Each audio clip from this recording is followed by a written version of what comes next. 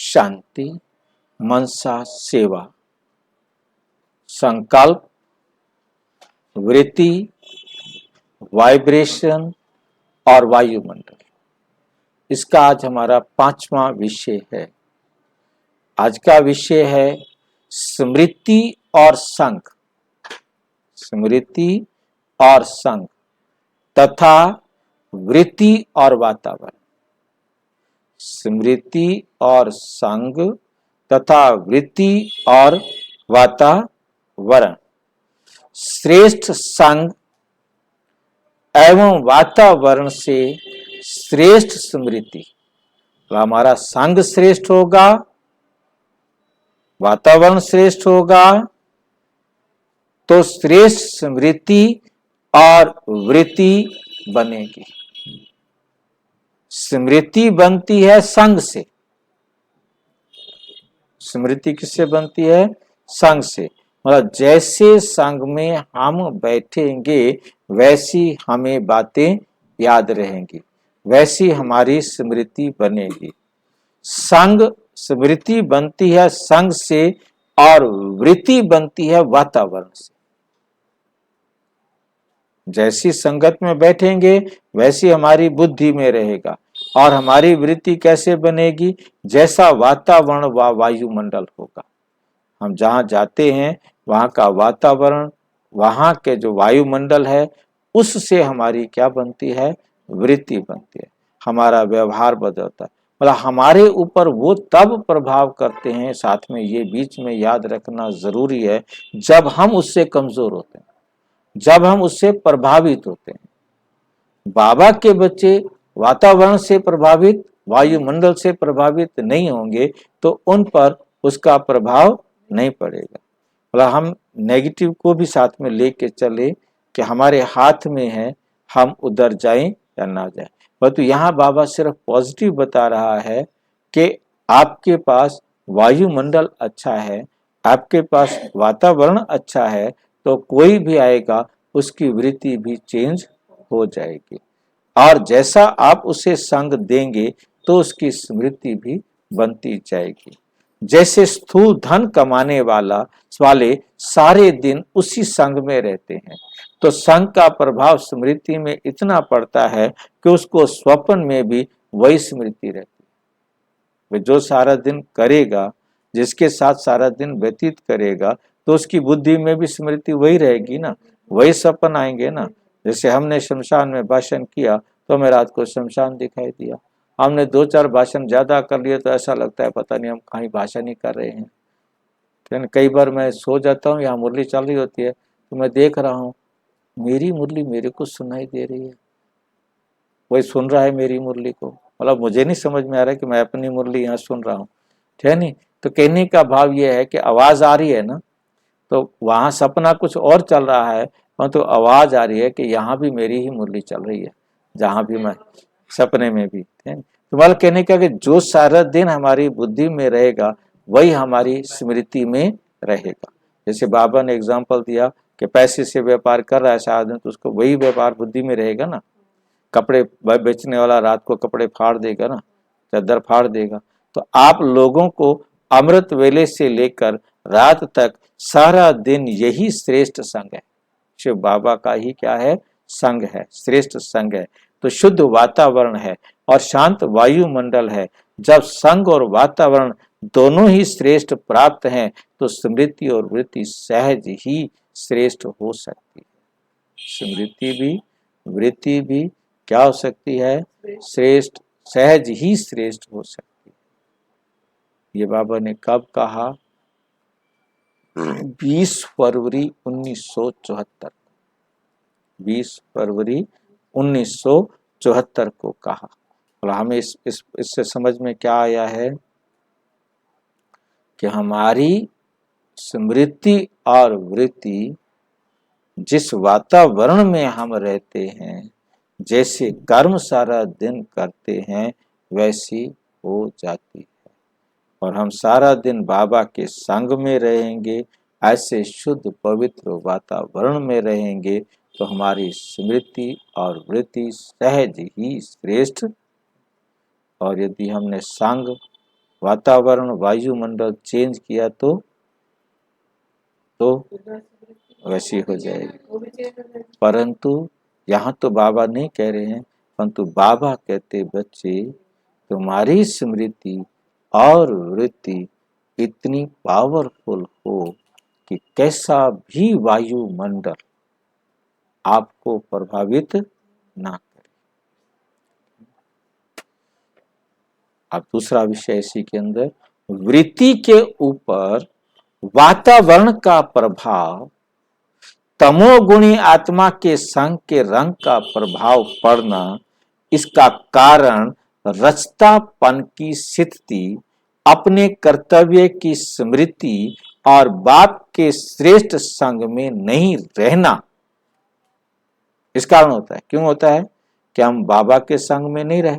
बाबा ने जो हम सोच रहे थे उस बात को बाबा यहाँ कह रहे हैं, क्योंकि हम बाबा के संग में नहीं रहे।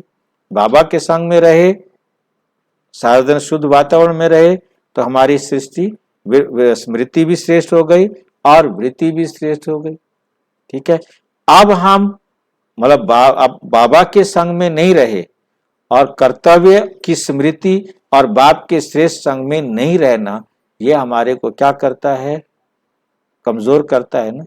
कैसे कमजोर करता है? वातावरण प्रभाव क्यों डालता है हमारे ऊपर, उसका भी कारण है।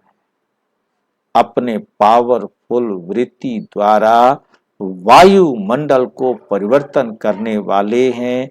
ये स्मृति भूल जाते कि हम ही इस वायुमंडल को परिवर्तन करने वाले हैं। ये स्मृति भूल जाते हो जब कहते ही हो विश्व परिवर्तक हैं। जब कहते ही हो कि हम कौन है, विश्व परिवर्तक हैं, तो विश्व के परिवर्तन में वायुमंडल को भी परिवर्तन करना है ना। ये तो नहीं कि विश्व परिवर्तन करेंगे वायुमंडल परिवर्तन नहीं करेंगे। अशुद्ध को शुद्ध बनाने के लिए निमित्त हो, फिर ये क्यों सोचते हो कि वायुमंडल ऐसा था इसलिए कमजोर हो गया? नहीं,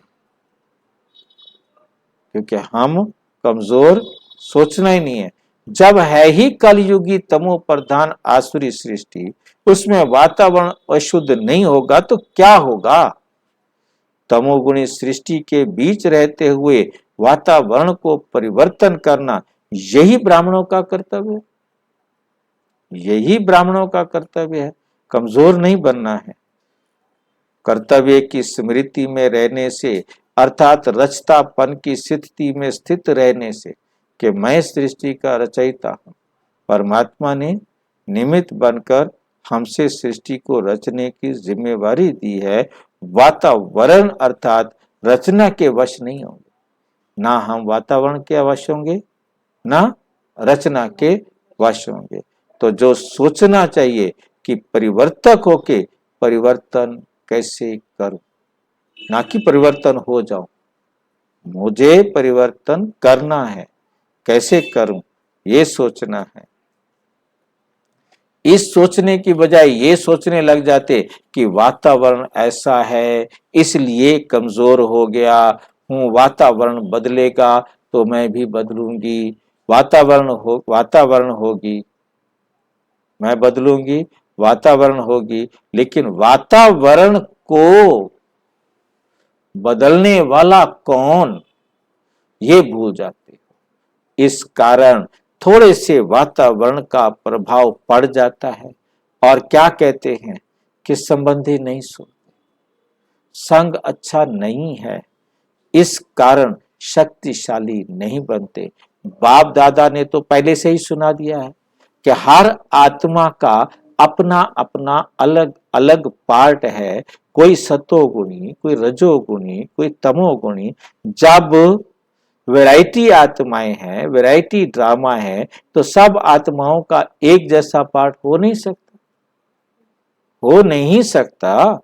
अगर किसी आत्मा का तमोगुणी अर्थात अज्ञान का पार्ट है, तो शुभ भावना और शुभ कामना से उस आत्मा को शांति और शक्ति का दान दो।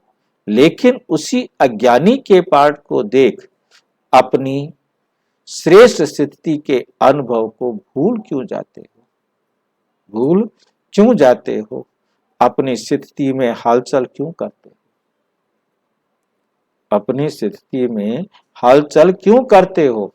साक्षी ही हो पाठ देखते हुए, जो शक्ति का दान देना है वो दो। लेकिन घबराओ मत, अपने सतो प्रधान पाठ में स्थित रहो।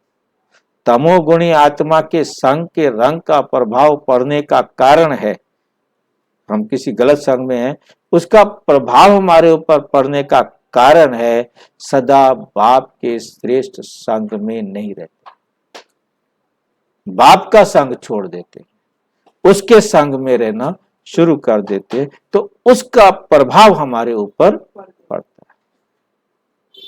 सदा श्रेष्ठ संग में रहने वाले के ऊपर कोई संग का रंग प्रभाव नहीं डाल सकता। तो निवारण का सोचो, निवारण का 31 मई 1977, 31 मई 1977, क्योंकि संग का रंग ही हमारे ऊपर प्रभाव डालने से रोकता है।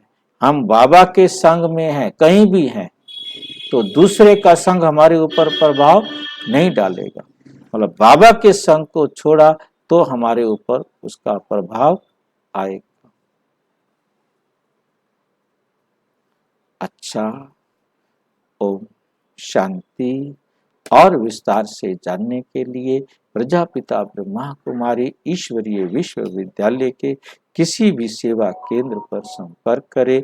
और यदि कोई प्रश्न है तो 9213106986 पर केवल टेलीग्राम करें, 9650692270 पर केवल व्हाट्सएप करें, फोन नहीं।